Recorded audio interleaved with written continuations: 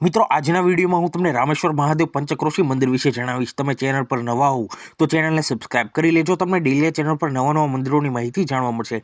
હવે વાત કરીએ મંદિર વિશે તો આ મંદિર ઉત્તર પ્રદેશના વારાણસી જિલ્લામાં આવેલા રામેશ્વર ગામમાં આવેલું છે, જે વરુણા નદીના કિનારે આવેલું છે। તે પવિત્ર પંચક્રોશી યાત્રાના ત્રીજા પડાવ તરીકે ઓળખાય છે, જે કાશીના સૌથી મહત્વપૂર્ણ તીર્થસ્થાનોમાંનું એક છે।